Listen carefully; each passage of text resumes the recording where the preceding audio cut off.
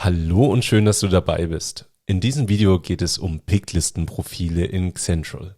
Wir zeigen dir, was Picklistenprofile sind, welche Vorteile sie dir bieten und wie du sie einstellen kannst. Lass uns gleich in Xentral starten. Die Picklistenprofile findest du, wenn du im Menü unter Lager den entsprechenden Punkt dazu aufrufst. Picklistenprofile sind von dir erstellte Regelwerke, die dir helfen, automatisch Picklisten für die Kommissionierung zu erzeugen. Basierend auf deinen festgelegten Regeln und Parametern gruppiert Xentral passende Aufträge, sodass sie gebündelt in einer Pickliste im Lager abgearbeitet werden können. Das spart dir Zeit im Tagesgeschäft und sorgt dafür, dass deine Logistik möglichst effizient läuft. Schauen wir uns dazu ein paar Beispiele an, die das Konzept greifbarer machen. Im Definition-Tab haben wir bereits 3 häufig genutzte Picklistenprofile angelegt. Das erste Profil fasst alle Aufträge einer bestimmten Versandart in einer Pickliste zusammen. Ein gängiges Beispiel ist hier, alle Aufträge von Amazon Prime bereits in der Früh als erstes abzuarbeiten. Das zweite Profil betrifft Aufträge mit einer Gesamtmenge von nur einem Stück, da diese besonders schnell kommissioniert werden können. Später am Tag werden alle Aufträge mit kühlpflichtigen Produkten gebündelt, damit diese nicht unnötig lange verpackt herumstehen. Diese Artikel gehören einer gesonderten Artikelkategorie an, nach der wir in diesem Profil filtern. Das waren jetzt 3 einfache Beispiele, um dir einen Eindruck zu vermitteln, was möglich ist. Die Picklistenprofile lassen sich aber auch detaillierter anlegen, um komplexe Logistikfälle abzubilden. Schauen wir uns die Einstellungsmöglichkeiten gleich mal an, indem wir auf den Plus-Neu-Button klicken, um ein neues Profil anzulegen. In der neuen Maske vergeben wir zuerst einen Namen für das Profil, damit du später sofort erkennst, welche Prozesse dahinter stecken. In unserem Beispiel wollen wir nach nicht kühlpflichtigen Aufträgen filtern, deshalb nennen wir das Profil keine Kühlware. Der Aktivhaken muss gesetzt sein, damit das Regelwerk ausgeführt wird. Der Kommentar dient internen Zwecken. Hier kannst du kurz und knapp festhalten, welche Regeln das Profil enthält. Im nächsten Regelblock legst du fest, wie die Picklisten erstellt werden. Die erste Option bestimmt, wie viele Aufträge mindestens und höchstens auf einer Pickliste stehen dürfen. In unserem Beispiel entscheiden wir uns für minimal 3 Aufträge und maximal 10 Aufträge. Das bedeutet, beim Prüfen des Regelwerks wird geschaut, ob mindestens 3 passende Aufträge für eine Pickliste vorhanden sind. Das Maximum liegt bei 10. Konkret bedeutet das, sind 12 Aufträge verfügbar, werden 10 in einer Pickliste gebündelt. Die übrigen 2 bleiben für die nächste Prüfung. Bleiben die Felder leer, gibt es weder ein Minimum noch ein Maximum. Eine ähnliche Option findest du darunter. Falls du zum Beispiel maximal 5 Picklisten mit jeweils 10 Aufträgen pro Durchlauf verarbeiten kannst, kannst du hier die Anzahl der Picklisten pro Überprüfung festlegen. Der Rest wird im nächsten Durchlauf berücksichtigt. Mit der nächsten Option Stück legst du fest, ob es eine Mindest- oder Höchstmenge für die Gesamtmenge aller Artikel in den Picklisten gibt. Die Option Sortenreihen sorgt dafür, dass nur Aufträge mit identischen Artikeln und gleicher Menge in einer Pickliste zusammengefügt werden. Beispiel aus dem Saisongeschäft: Alle Aufträge mit demselben Adventskalender in Stückzahl 1 werden in einer Pickliste gebündelt. Wichtig: Dies funktioniert nur für Artikel ohne Charge, MAD oder Seriennummer. Im nächsten Bereich legst du genauer fest, welche Aufträge in die Picklisten aufgenommen werden. Du kannst festlegen, wie viele Positionen, also unterschiedliche Artikel, ein Auftrag enthalten darf. 1/1 bedeutet, dass der Auftrag genau einen Artikel enthalten kann, unabhängig von der Stückzahl. Mit den nächsten beiden Optionen kannst du nach dem Gesamtgewicht und Volumen der Artikel in einem Auftrag filtern. Diese Angaben müssen zuvor in den Artikeldetails hinterlegt sein, sonst werden Artikel ohne Gewichts- oder Maßangaben bei der Berechnung ignoriert.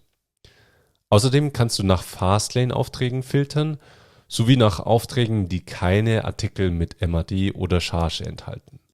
Im nächsten Abschnitt geht es eine Ebene tiefer auf Artikelbasis. Wichtig: Nicht nur ein einzelner Artikel, sondern alle Artikel im Auftrag müssen die folgenden Kriterien erfüllen. Du kannst hier wieder ein Gewicht und Volumen pro Artikel angeben, sowie die Stückzahl, also welche Artikelmenge pro einzelne Auftragsposition erfüllt sein muss. Scrollen wir kurz nach oben. Den Bereich Ausführungen besprechen wir nach den weiteren Filteroptionen. Diese findest du direkt darunter. Sie bieten dir weitere Möglichkeiten, Aufträge zu filtern. Anders als bei den vorherigen Artikeln filtern, genügt es hier bei den Artikeloptionen, wenn mindestens ein Artikel im Auftrag die Bedingung erfüllt. Wir highlighten dafür alle Optionen, die sich auf die Auftragspositionen beziehen. Dazu gehören, welche Artikel im Auftrag enthalten sind, welche Artikeleigenschaften und Freifelder in den Auftragspositionen vorkommen sollen, welche Artikelkategorien die Positionen haben sollen und in welchem Lager bzw. auf welchem Lagerplatz die Artikel liegen müssen. Wie bereits erwähnt, diese Artikeloptionen reichen bereits aus, wenn mindestens eine Auftragsposition diese Eigenschaften erfüllt, damit der Auftrag in die Pickliste aufgenommen wird. Zusätzlich kannst du Filter anwenden, die den gesamten Auftrag betreffen. Du kannst nach Auftragsprojekten und aus welchen Shops die Aufträge kommen filtern. Außerdem kannst du das Zielland, die Versandart und die vom Kunden gewählte Zahlungsart festlegen. Und schließlich kannst du nach der Kundengruppe filtern. Um zum Beispiel nach einer bestimmten Artikelkategorie zu filtern, klickst du auf das Icon neben der Kategorie. Mit dem Plus-Icon fügst du dann ein Auswahlfeld für eine Kategorie hinzu. Wähle in der Suche die gewünschte Kategorie aus und klicke auf Speichern. Du kannst auch mehrere Einträge hinzufügen oder wieder entfernen. Falls du eine Kategorie ausschließen möchtest, aktiviere einfach die Checkbox neben der Option. In unserem Beispiel werden nun alle Aufträge ausgewählt, die keinen Artikel aus der Kategorie Kühlware enthalten. Darunter findest du noch die Versandeinstellungen.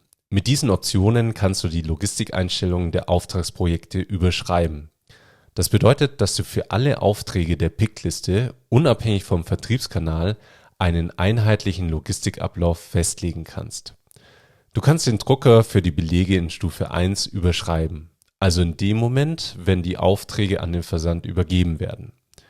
Mit den nächsten Optionen bestimmst du, ob bei der Versandübergabe bereits Paketmarken gedruckt werden und ob du den Paketmarkendrucker aus den Logistikeinstellungen überschreiben möchtest. Mit der Option Kommissionierverfahren legst du fest, ob für alle Aufträge der Pickliste ein einstufiges Verfahren ohne Versandzentrum verwendet wird.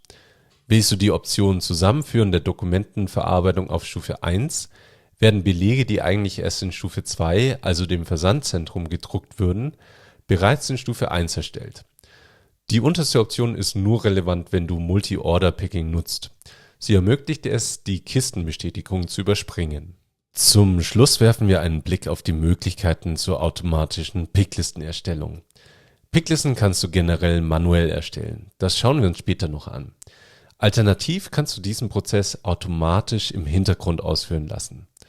Klicke dazu auf Automatische Ausführung und dann auf das Symbol neben dem Feld Uhrzeit. Mit dem Plus-Symbol kannst du eine oder mehrere Uhrzeiten festlegen, zu denen Picklisten erstellt werden. Abschließend speicherst du die Einstellungen mit einem Klick auf den Button unten rechts. Wenn du mehrere Picklistenprofile für dieselbe Zeit anlegst, kannst du über die Reihenfolge festlegen, welche zuerst ausgeführt wird. Wir empfehlen dir bei mehreren Picklisten zuerst die detaillierten Filter zu nutzen und dann schrittweise allgemeine Kriterien anzuwenden. Am Ende kann eine von dir erstellte, in Anführungszeichen Reste-Regel dafür sorgen, dass alle verbliebenen Aufträge in einer Pickliste gebündelt werden. Alternativ kannst du die Versandübergabe der restlichen Aufträge manuell im Auftragsmodul durchführen. Wenn wir jetzt auf das Tab Zurück zur Übersicht klicken, siehst du, dass das neue Regelwerk angelegt wurde. Du kannst jetzt manuell eine Pickliste erstellen, indem du auf das Tab Übersicht klickst. Dort kannst du entweder alle Picklistenprofile generieren oder gezielt eine auswählen. In unserem Beispiel wählen wir die von uns gerade erstellte Pickliste aus und klicken auf Neu berechnen. Es werden hier 13 Aufträge gefunden. Klappen wir das Mini-Detail auf, kannst du die Aufträge einsehen. In der Spalte Batch siehst du, dass sie auf 2 Picklisten aufgeteilt wurden. Jetzt kannst du wählen, ob du erstmal nur eine oder bereits alle Picklisten erstellen möchtest. Anschließend landen diese Aufträge in der Warteschlange und werden in Picklisten umgewandelt, sobald der Hintergrundprozess abgeschlossen ist. Das ist der manuelle Weg, Picklisten zu erstellen, falls du nicht auf die automatische Ausführung zu den eingestellten Zeiten warten möchtest. Werfen wir noch einen kurzen Blick auf den Hintergrundprozess, der für die automatische Ausführung und die Abarbeitung der Warteschlange erforderlich ist. Dafür suchen wir in den Einstellungen nach Prozessstarter und anschließend nach Batches. Der Prozess Batches muss aktiviert sein und sollte alle 10 Minuten ausgeführt werden. Ist das sichergestellt, werden deine Picklisten in diesem Intervall geprüft und entweder zu den festgelegten Zeiten oder aus der Warteschlange abgearbeitet. Und das war's zum Thema Picklistenprofile in Xentral. Wie du siehst, sind Picklistenprofile ein leistungsstarkes Tool, um deine Logistikprozesse effizienter zu gestalten. Wir hoffen, diese Einführung konnte dir viele Fragen beantworten. Bis zum nächsten Video.